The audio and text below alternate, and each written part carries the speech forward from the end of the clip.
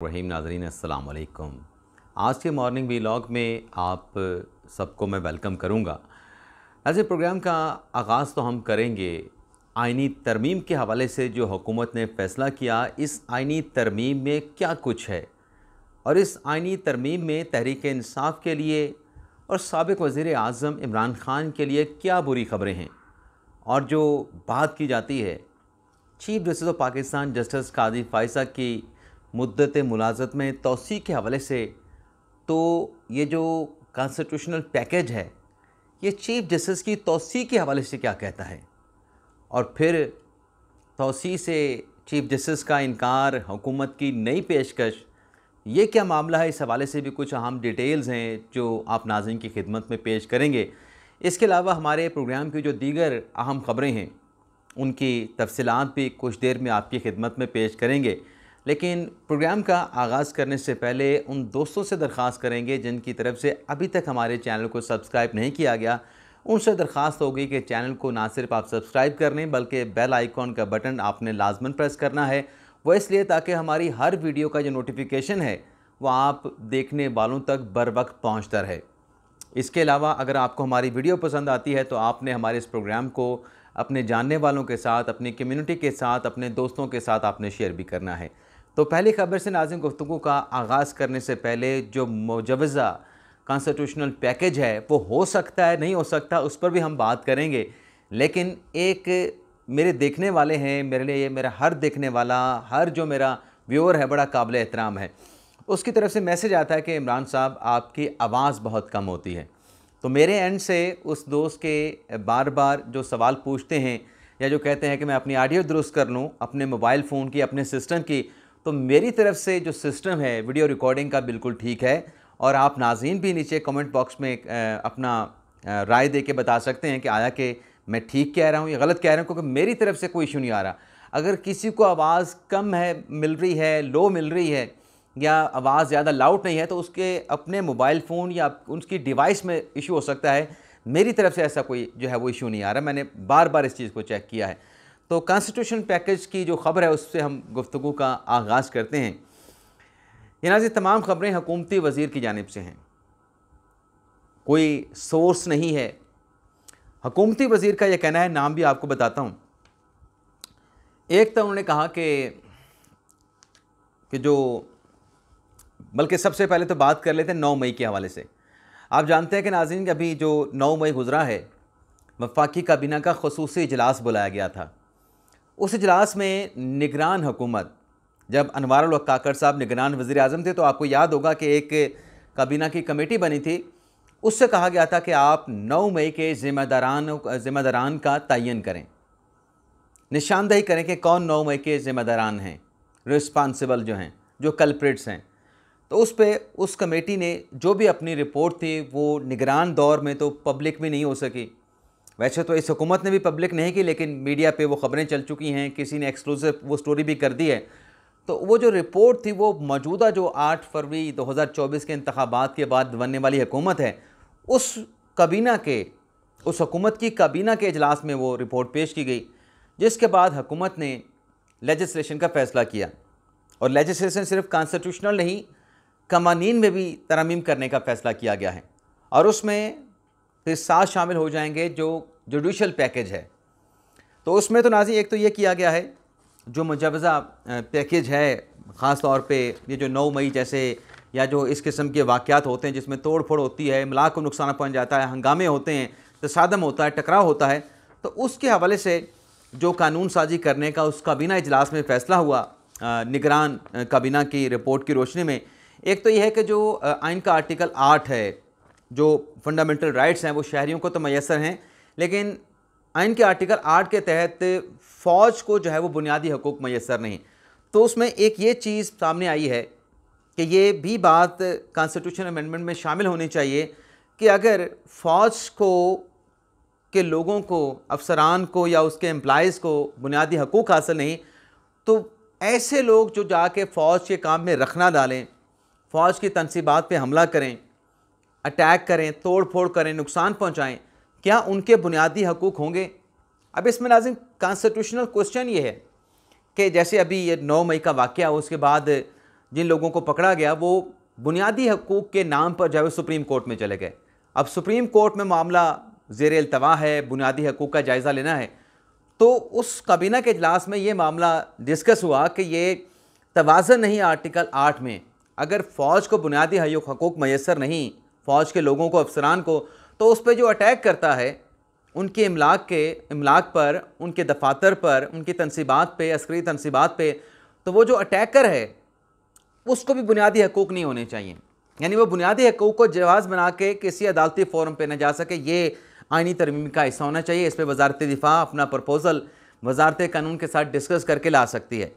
दूसरा, उसमें यह कहा गया नाज़रीन कि जो दहशतगर्दी की तारीफ़ है उसमें जो कानून है इंसदादी दहशतगर्दी का, उसमें ये जो हंगामे होते हैं, जो तोड़ फोड़ की जाती है, सरकारी, गैर सरकारी, अस्करी, गैर अस्करी, जो इमलाक को नुकसान पहुँचाया जाता है, ये एहतजाज के कॉन्स्टिट्यूशनल राइट के आड़ में, तो उसमें ये चीज़ भी शामिल कर दी जाए कि बुनियादी आप अपना हक एहतजाज का एक्सरसाइज तो करेंगे, लेकिन जहाँ पे हंगामा आराई आप करेंगे, पुरअमन एहतजाज नहीं करेंगे, तोड़ फोड़ करेंगे, इमलाक को नुकसान पहुँचाएंगे, चाहे वो अस्करी हो, सरकारी हो, गैर सरकारी हो, तो उसके ऊपर भी कानून हरकत में आएगा और ये दहशतगर्दी होगी। इसके अलावा नाज़रीन, आर्मी एक्ट में, ताज़ीरात पाकिस्तान में, फ़ौजदारी जो एक्ट है पाकिस्तान का, उसमें कानून शहादत में, ताकि जो इलेक्ट्रॉनिक जो शवाहिद हैं वो भी पेश किए जा सकें और जो ममनुआ मकामात हैं उनकी फ़हरिस्त भी कानून साजी में जारी हो सकती है। यानी आइनी तरमीम से हट के आर्मी एक्ट, ताज़ीरात पाकिस्तान, क्रिमिनल प्रोसीजर कोड हो गया, कानून शहादत हो गया, इन कवानीन में भी इनको मौजूदा हालात के मुताबिक 9 मई के वाक़े को देखते हुए इनको भी रिकनसाइल किया जा सकता है, इसमें तरमीम लाई जा सकती हैं। ममनुआ जो मकामात हैं उनकी फ़हरिस्त जारी हो सकती है, अगर वहाँ पे कोई तोड़ फोड़ करेगा, उनको टारगेट करेगा, तो उन पे इन सख्त कवानीन का इतलाक़ होगा। तो ये कानून साजी तजवीज़ की गई है। अब इसमें जो जजेस की जो मयाद है, उनकी मतलब मुद्दत मुलाज़मत में वो जो बातें चल रही हैं कि काजी फैसल साहब अपनी मुद्दत मुलाज़मत में तोसी चाहते हैं या हुकूमत उनकी मुद्दत मुलाज़मत में तोसी करने जा रही है, दोनों एक पेज पे हैं, तो इसमें बहुत सारी चहम गोइयाँ हो रही हैं। जो ख़बर है उस पर आने से पहले मैं आप नाजरीन को, वैसे बहुत सारे मेरे देखने वाले एतराज़ कर देते हैं, अब मेरे जहन में एक चीज़ आ गई है, मैं चाहता हूँ फिर वो आपको डिटेल के साथ अगले व्लॉग में बताऊँ। अब मैं अगले व्लॉग में नहीं जाऊँगा, मैं आ गई है तो उसका मुख्तसर सा चर्चा कर देता हूँ, आपके सामने तज़किरा कर देता हूँ। काजी फैसल साहब, जो उनकी तौसीक़ की बात की जाती है, एक अहम सोर्स जिसके साथ मेरी मुलाकात है, ग़ालिबन उनका काजी फैसल के साथ करीबी ताल्लुक़ है या उनकी फ़ैमिली के साथ करीबी ताल्लुक़ है, ये मैं आपको नहीं बताऊंगा, लेकिन उस मेरे सोर्स का, मुसद्दक़ बावसूख सोर्स का कहना है कि काजी फैसल साहब की जो मुद्दत मुलाज़मत है, यानी 25 अक्टूबर 2024 को वो रिटायर्ड होना है, उन्होंने, उनकी अहलिया ने उस सोर्स के मुताबिक, मेरे उस बावसूख सोर्स के मुताबिक, काजी फैसल साहब ने या उनकी अहलिया ने घर पे लिख के लगा दिया है कि आज़ादी का दिन, यानी 25 अक्टूबर 2024 को रिटायर्ड होंगे और 26 अक्टूबर 2024 जो है वो आज़ादी का दिन होगा। ये मेरे उस बावसूख सोर्स का बड़े वसूख के साथ उन्होंने दावा किया है। लेकिन यहाँ पे पता नहीं कौन कौन सी तहमत लगा दी जाती है, कौन कौन सा इल्ज़ाम लगा दिया जाता है, और फिर जब बात की जाए कि ये झूठा प्रोपेगेंडा है, ये कैंपेन है, इस पर कार्रवाई होनी चाहिए, इस पर पकड़ा जाना चाहिए, इस पर मुहासबा होना चाहिए, काबिल एहतसाब बनाया जाना चाहिए, तो क्या कहते हैं कि ये तो आज़ादी राय है। भाई, आप झूठा प्रोपेगेंडा करें तो वो आज़ादी राय नहीं होती, वो झूठ होता है। हाँ, आप तनकीद करें, फेर तनकीद करें, सवेर तनकीद करें, लेकिन झूठ नहीं बोल सकते आप। अभी जो काजी फैसल साहब के एक्सटेंशन का मामला है, जैसे मैंने कहा कि मिनिस्टर के साहब की तरफ से एक बड़ी अहम खबर सामने आई है, तो राना सनाउल्लाह साहब हुकूमत की काबीना में शामिल हो चुके हैं। बेशक मिनिस्टर वफाकी वज़ीर नहीं, लेकिन वज़ीर आज़म के मुशीर हैं सियासी अमूर के हवाले से।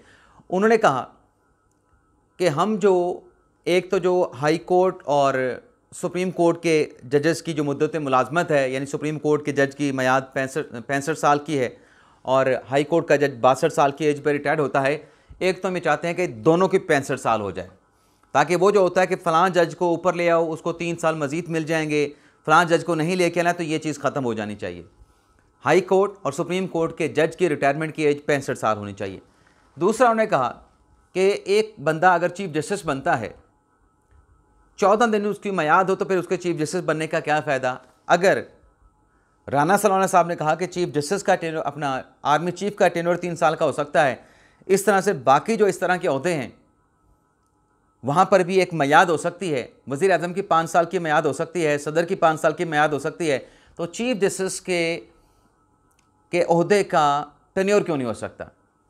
और फिर इस पे अब लोगों को लगा होगा कि शायद काजी फैसल साहब की वो एक्सटेंशन की बात कर रहे थे, तो राना सनाउल्लाह साहब ने वाज़ेह तौर पे कहा कि हम तो चीफ जस्टिस का टेन्योर डिटरमिन करना चाहते हैं, इस पर सुन्नी इत्तेहाद काउंसिल को क्या एतराज़ हो सकता है। लेकिन अगर उनको एतराज़ है, पहले तो उन्होंने कहा कि काजी फैसल साहब खुद हो सकता है कि अगर हम तरमीम कर दें, अगर तरमीम हो जाए तो काजी फैसल साहब हो सकता है ना लें वो तरमीम, वो एक्सटेंशन ला लें, वो कहेंगे नहीं मैं अपनी डेट के ऊपर घर जाऊँगा। तो उन्होंने ये ऑफ़र की, राना सनाउल्लाह साहब ने ये ऑफ़र काजी फैसल को नहीं की, Sunni Ittehad council of league Pakistan Tehreek Insaf को की। अगर आपको एतराज़ है कि काजी फैसल साहब का टेन्योर ना बढ़े, आप हमारे साथ तरमीम में शामिल हों माफ़ कीजिएगा, इस टेन्योर का जो इतलाक़ है, इस तरमीम का जो इतलाक़ है, हम आने वाले जो चीफ जस्टिस हैं मंसूर अली शाह साहब, उनसे कर देंगे। नहीं करते हम काजी फैसल साहब से इसका इतलाक़, इसको आगे आने वाले चीफ जस्टिस से कर देंगे।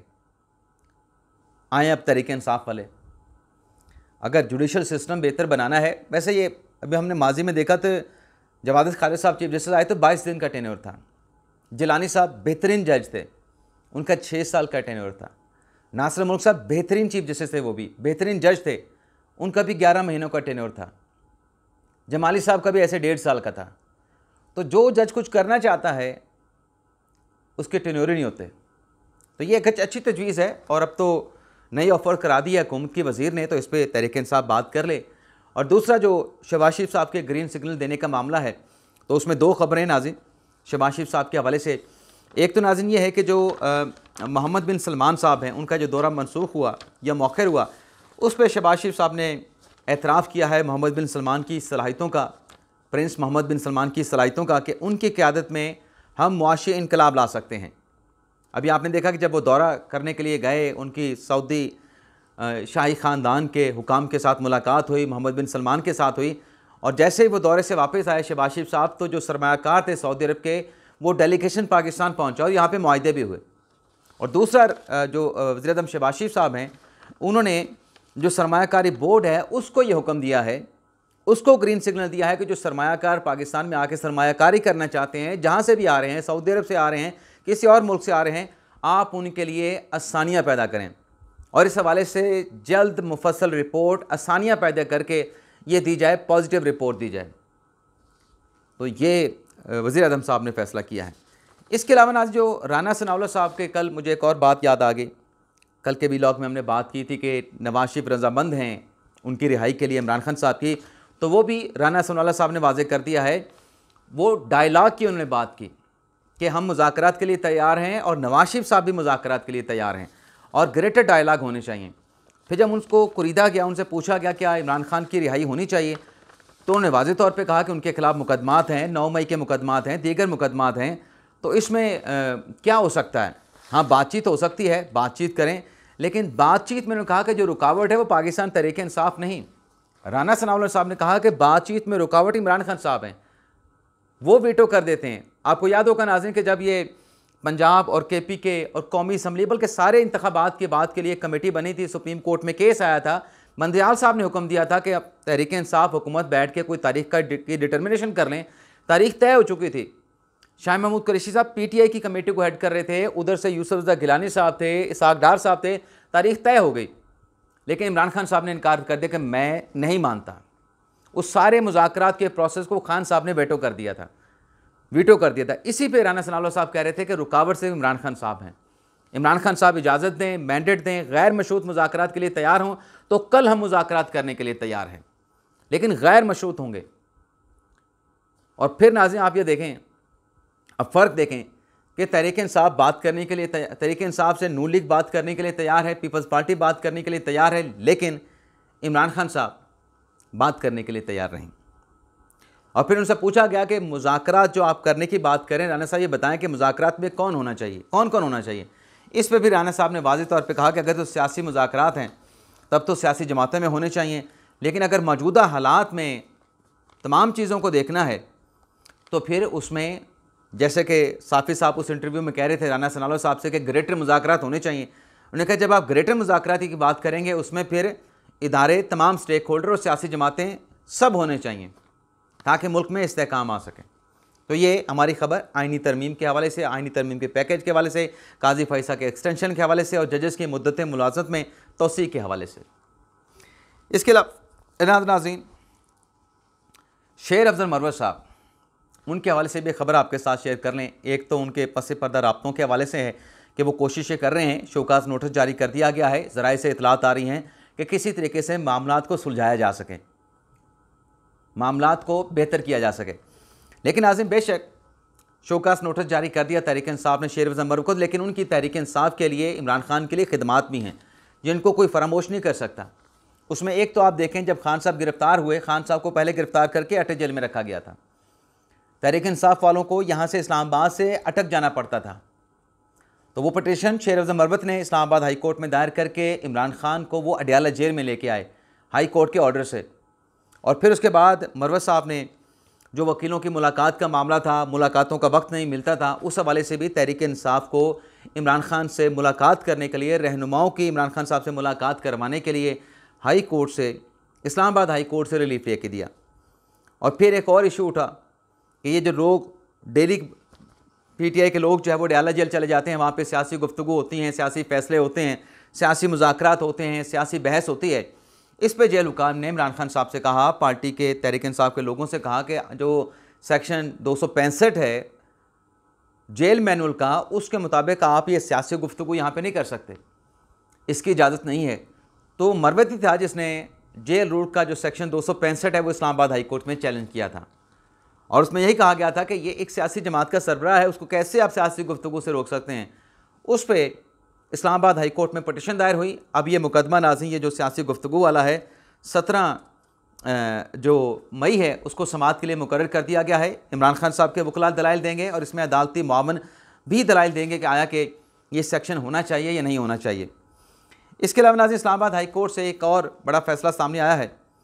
यहाँ पे इस्लामाबाद हाई कोर्ट का जिक्र हुआ, तो इस फैसले का जिक्र भी होना चाहिए, इसका ताल्लुक़ भी तहरीक इंसाफ से है। ऐसे आपको याद होगा जब ये बल्ले के निशान का मामला चल रहा था, सुप्रीम कोर्ट में एक बात की गई कि ये आर्टिकल 17 है वो सियासी जमात को इलेक्शन की लड़ने की इजाज़त देता है, और उसमें फिर अली ज़फ़र साहब ने कहा कि ये जो सेक्शन 215 है इलेक्शन एक्ट का, ये पाबंदी लगाता है सियासी जमात पे, तो ये कॉन्स्टिट्यूशन से मुतसादम है सेक्शन 215। तो काजी फैसल साहब ने कहा कि ये आप यहाँ पे बात कर रहे हैं, लेकिन आपका नीचे मुकदमा और था, आपने सेक्शन 215 यहाँ पर भी चैलेंज नहीं कर रखा, आपने इलेक्शन कमीशन में भी चैलेंज नहीं किया, आपने इस्लामाबाद हाई कोर्ट में भी सेक्शन 215 को चैलेंज नहीं किया, आपने पेशावर हाई कोर्ट में भी इलेक्शन एक्ट के सेक्शन 215 को चैलेंज नहीं किया, लाहौर हाई कोर्ट में भी आपने चैलेंज नहीं किया। इतने फोरम पे आपने चैलेंज नहीं किया, तो हम उसका जायज़ा कैसे ले लें? आपको चैलेंज करना चाहिए था। उस पर एतराफ़ किया था अली ज़फ़र साहब ने, लेकिन क्या करें, तहरीक इंसाफ को गलती का एतराफ़ बाद में जाके होता है।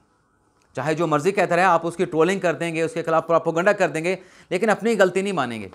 तो तहरीक इंसाफ ने नहीं माना। अब तहरीक इंसाफ को एहसास हुआ है, तो ये मुकदमा भी इस्लामाबाद हाई कोर्ट पहुँच गया है।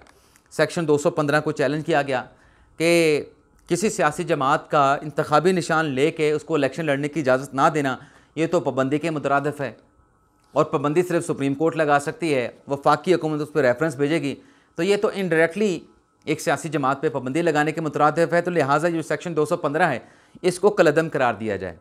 तो इस पे इस्लामाबाद हाई कोर्ट के चीफ जस्टिस आमिर फ़ारूक साहब ने 21 मई के लिए वफाकी हुकूमत को नोटिस जारी कर दिया है। तो ये भी एक बड़ी अहम डेवलपमेंट हुई है।